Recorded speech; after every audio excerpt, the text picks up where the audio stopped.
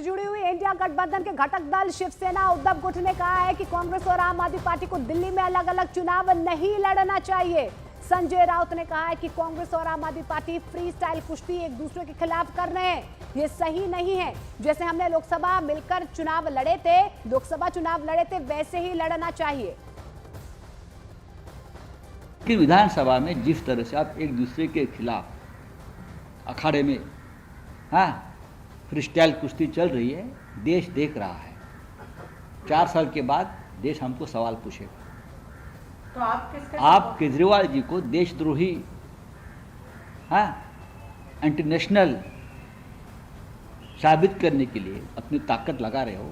कांग्रेस ने ये नहीं करना चाहिए। हम सब एक है, एक साथ। हमारा जो शत्रु है देश का वो बीजेपी है, केजरीवाल या कांग्रेस नहीं है।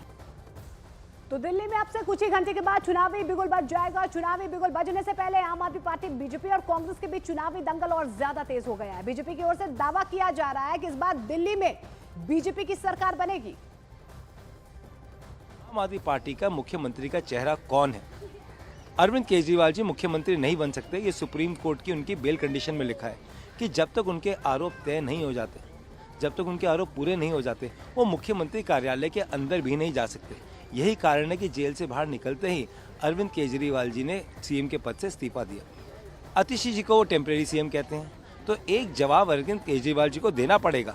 जो इनकी आम आदमी पार्टी की जो बारात है, इसका दूल्हा कौन है, ये सबसे पूछते हैं। आज हम इनसे पूछना चाहते हैं कि केजरीवाल जी मुख्यमंत्री बन नहीं सकते, आतिशी जी टेम्परेरी सीएम है, तो सीएम पेस आम आदमी पार्टी का कौन है? स्वागत है चुनाव आयोग का। दिल्ली में निश्चित रूप से बहुत शानदार काम चुनाव आयोग कर रहा है और दिल्ली में निष्पक्ष चुनाव होंगे।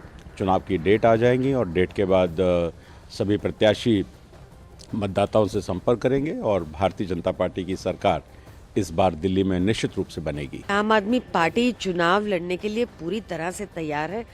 हमारे पास सीएम फेस भी है, हमने 70 कैंडिडेट्स भी अनाउंस कर दिए हैं। वहीं भाजपा की या अन्य पार्टियों की कोई तैयारी नहीं लगती। हम चाहेंगे कि हम उम्मीद रख सकते हैं कि इलेक्शन कमीशन एक free and fair elections conduct करेगा एंड दिल्ली की जनता भारी प्रचंड बहुमत से चौथी बार से फिर से अरविंद केजरीवाल जी को ही जिताएंगे। और चुनावी दंगल तेज होते ही कांग्रेस के अलका लांबा ने कहा है कि बीजेपी के लिए उम्मीदवार कम पड़ रहे हैं और आम आदमी पार्टी के ज्यादातर नेता जेल जा चुके हैं। इस पर बीजेपी नेता रमेश बिधूड़ी ने क्या कहा है, आपको सुनवाते हैं।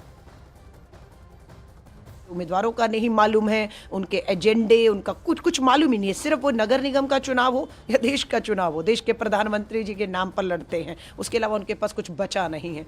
और आम आदमी पार्टी की बात हो, भ्रष्टाचार के गंभीर आरोपों में एक मंत्रिमंडल को, पूरी सरकार को कहूंगी, जेल जाना पड़ा, अपनी कुर्सी पद गंवाने पड़े। और अब जो मुख्यमंत्री है वो टीसीएम कहा जा रहा है। जैसे मैंने पहले कहा, सीएम सुना था, डिप्टी सीएम सुना था, ये टीसीएम क्या है?